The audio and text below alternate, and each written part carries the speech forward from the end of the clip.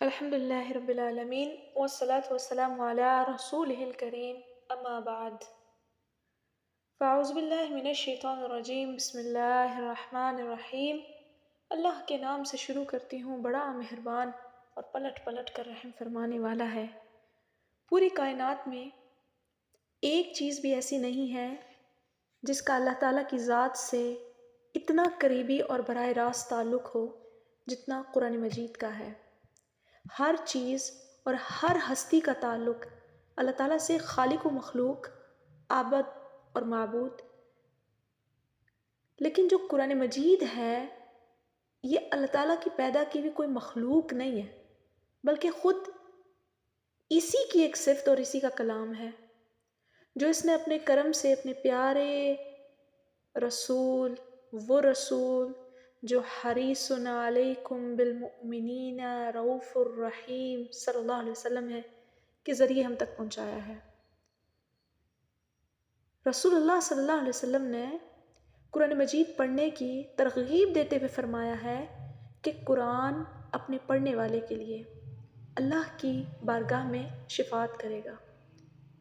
اصحاب قرآن کے حق میں شفاعت ہوگی۔ یہ اصحاب قرآن ہوتے کون ہیں؟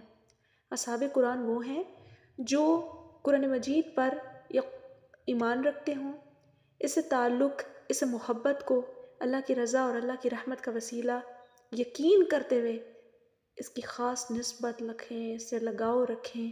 اچھا، اس کی اب شکلیں مختلف ہو سکتی ہیں کہ لگاؤ کرنے کی، یقین کرنے کی یا اللہ کی رحمت کا وسیلہ بنانے کی بہت ساری شکلیں ہو سکتی ہیں۔ کیسے ہو سکتا ہے؟ سب سے پہلے یہ ہے کہ جیسے اس کی تلاوت زیادہ کر لیں، دوسرے نمبر پہ اس کو سمجھ کر پڑھیں، اس میں تدبر کریں، اس میں تفکر کریں۔ پھر جب سب کچھ سیکھ لیا ہے تو اب اس کے احکامات کو پورا کرنے کے لیے آخری زور لگا لیں، اس کو اپنی زندگیوں میں داخل کر لیں۔ پھر آتا ہے کہ بھائی اب جب آپ نے سارے معاملات سیکھ لیے ہیں، آپ کو آ گئے ہیں، تو اب اس کی تعلیم اور ہدایت کو عام کرنے اور دوسروں تک پہنچانے کی جدوجہد کریں، کوشش کریں۔ ایسے وہ تمام لوگ جو اس طرح سے قرآن کا کوئی نہ کوئی خادم قرآن بنے ہوئے ہیں یا قرآن کے شاگرد بنے ہوئے ہیں، قرآن کو سیکھنے والے ہیں، سکھانے والے ہیں، ان سب کے حق میں اللہ کے رسول صلی اللہ علیہ وسلم کی بشارت ہے۔ فرمایا ان تمام لوگوں کے لیے قرآن اللہ کے سامنے شفیع ہوگا۔ اس میں یہ ضرور ہو سکتا ہے کہ ہر شخص اپنی نیت کے حساب سے ثواب دیا جائے گا، جیسے جیسے جس کی نیت کیسی ہے، تقوی کے حساب سے ہے، معاملات زندگی کے حساب سے ہے۔ تو یہ کہہ سکتے ہیں کہ اخلاص، اللہ کی رضا اور ثواب کی نیت اس میں ضروری شرط ہے۔ دنیا میں کامیابی حاصل کرنے اور آخرت میں نجات پانے کا کوئی کامل وسیلہ نہیں ہے ہمارے پاس۔ کلام اللہ ہر مشکل کا حل ہے، ہر سوال کا جواب ہے۔ قیامت تک کے لیے دنیا اس سے ہدایت حاصل کرتی رہے گی۔ جو لوگ اس کو قبول کریں گے وہ مومن ہیں، وہ برکت والے ہیں، بختوں والے وہ لوگ ہیں جو اس پر عمل بھی کریں گے، کامیاب ہوں گے۔ یہ جان لیں کہ آج کی سب سے بڑی ضرورت اس بات کی ہے کہ قرآن پڑھا جائے، اس پر عمل کیا جائے۔ قرآن اترا ہے 1400 سال پہلے، لیکن یہ قیامت تک کے تمام لوگوں کے جتنے مسائل اس میں درپیش آنے والے ہیں ان سب کا حل ہے۔ اس کو تلاش کرنا ہے، اس میں وقت لگانا ہے، کیونکہ دیکھیں یہ بات تو کامل یقین کے ساتھ کہی جا سکتی ہے کہ اس کلام پاک کا مالک اور جس کا یہ کلام ہے وہ کائنات کو ڈیزائن کرنے والا رب ہے۔ جب اس نے اتنی زبردست کائنات کو ڈیزائن کرتے ہوئے اس کو رکھا ہے اور ہر چیز کو بنانے کے بعد اپنے انسان جس کو اپنا کلام اپنے دیا ہے، جس کے سپرد کیا ہے اور جس سے کہا ہے اس سے ہدایت لو، اس انسان کے لیے اللہ کہتا ہے لَقَدْ خَلَقْنَا الْإِنسَانَ فِي أَحْسَنِ تَقْوِيمٍ۔ ہے بندے، تجھے میں نے پیدا کیا ہے اور تجھے پیدا کرنا، بنانا بڑے اعلیٰ معیار پہ کیا ہے۔ اب تیری ہدایت کے جو میں نے معاملے کیے ہیں وہ بھی بڑے اعلیٰ ہیں، اس کے لیے میں تجھے اپنا کلام تیرے ہاتھ میں دے رہا ہوں۔ آج کی ہدایت بھی اسی قرآن میں چھپی ہوئی ہے، اس کو نکالنا، آج کے انسان کی رہنمائی اس قرآن سے آخذ کر کے تمام انسانوں تک پہنچانا امت محمدیہ کا فریضہ ہے۔ اب کوئی نبی نہیں آئے گا، اب یہ امت محمدیہ کے ہی لوگ، امت کے لوگ اس کا یہ فریضہ انجام دیں گے، اور سب لوگ اپنے اپنے حساب سے کوئی نہ کوئی کام کر رہے ہیں۔ آپ بھی کر رہے ہیں جو سن رہے ہیں، ہم بھی کر رہے ہیں جو بول رہے ہیں، ہم اگلوں سے آگے سے علم حاصل کر رہے ہیں، ہم سب کسی نہ کسی طرح سے کنیکٹڈ ہیں قرآن کے ساتھ۔ ہم وسیلہ کیسے بنتے ہیں، ہم قرآن کی لیے اپنے آپ کو کیسے ویلیو اس میں ایڈ کرتے ہیں، یہ بڑا ضروری ہے۔ کچھ لوگ کسی کے لیے معاون ثابت ہو جاتے ہیں، کوئی لوگ کسی کے لیے مددگار ثابت ہو جاتے ہیں، چاہے وہ خود قرآن سے جڑے ہوئے نہیں ہیں، لیکن وہ قرآن سے جڑے ہوئے لوگوں کے لیے معاون ثابت ہو جاتے ہیں۔ آپ یقین جانیں وہ اتنا ہی حق رکھتے ہیں اس چیز میں جتنا کہ ایک قرآن پڑھانے والا یا اس کے پڑھنے والے بندے اس کے تعاون کی وجہ سے آرام سے، سہل سے وہ کام انجام دے رہے ہیں۔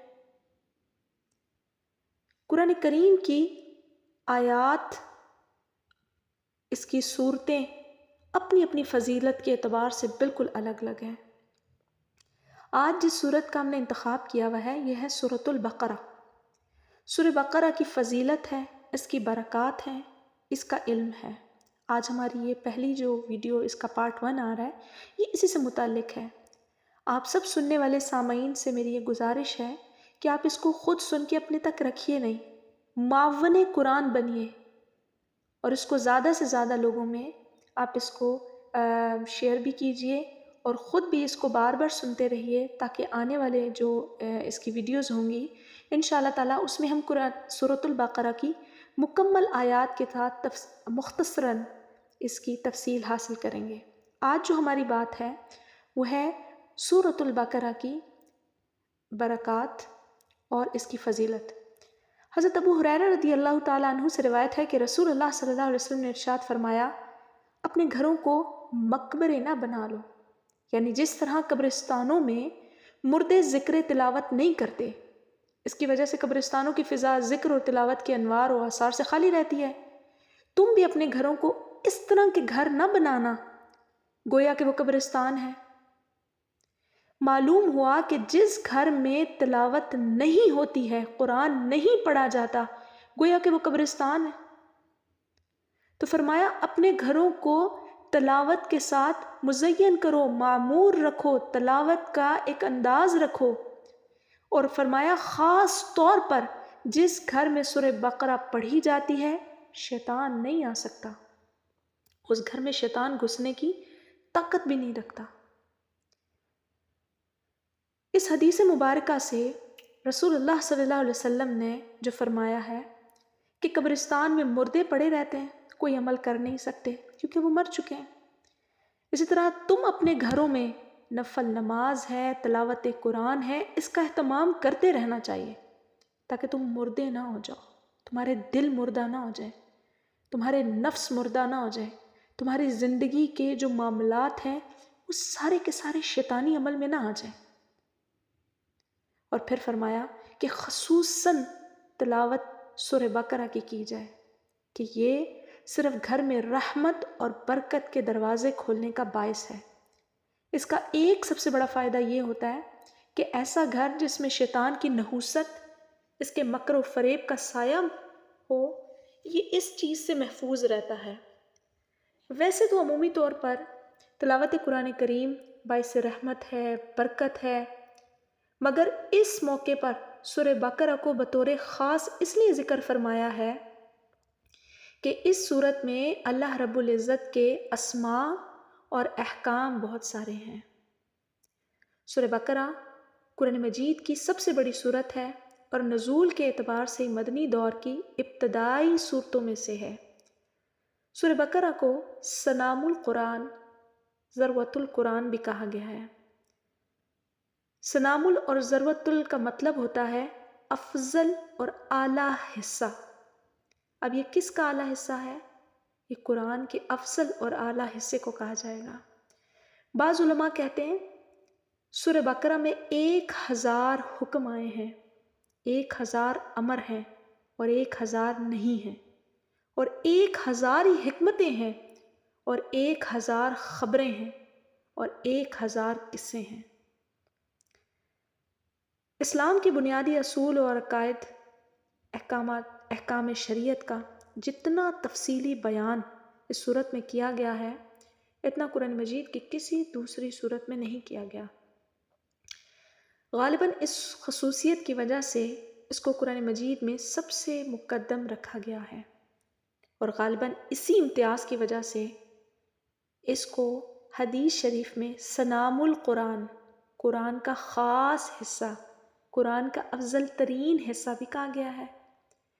اس صورت کے شروع میں ایمان کے بنیادی اصول، توحید، رسالت اور آخرت کو تفصیل سے، اور صورت کے درمیان میں ہر شعبہ زندگی یعنی عبادت ہے، معاملات ہیں، معاشرت ہے، اخلاق ہے اور اصلاح ظاہر و باطن کے بنیادی اصول ہیں اور اس کے متعلق ہدایات ہیں، اور صورت کے آخر میں ایمان مفصل بیان کیا گیا ہے۔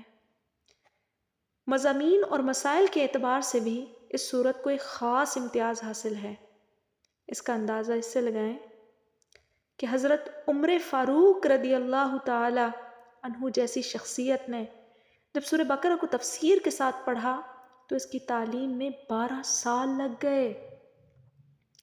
ہم 12 دن بھی دے دیں تو ہمیں یہ صورت سمجھ آنے لگ جائے گی۔ حضرت عمر فاروق نے اس انداز سے اس کی تفسیر کو پڑھا ہے، اس کی آیتوں کو کھنگالا ہے، ایک ایک حرف اور ایک ایک جو جملہ ہے اس پر ایسی توجہ دی گئی ہے کہ 12 سال لگے ہیں۔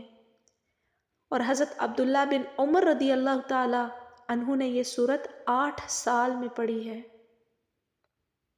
کیوں؟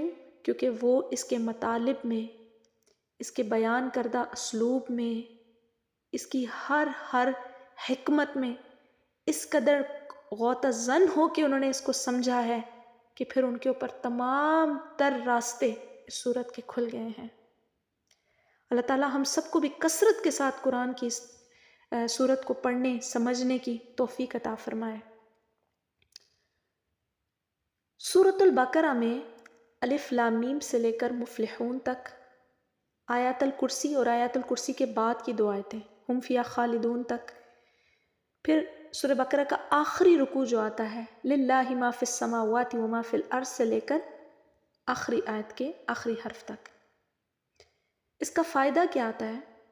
اس کا فائدہ یہ آتا ہے یا اس کی برکت یہ آتی ہے کہ حضرت سیدنا عبداللہ بن مسعود فرماتے ہیں کہ جس نے دن کے شروع میں سورہ بقرہ کی یہ 10 آیتیں جس تفصیل سے میں نے آپ کو بتائی ہیں پڑھ لی تو شیطان شام تک اس کے قریب نہیں آ سکتا، اور اگر وہ یہ آیات شام کو پڑھ لے تو صبح تک شیطان اس کے قریب نہیں آ سکتا۔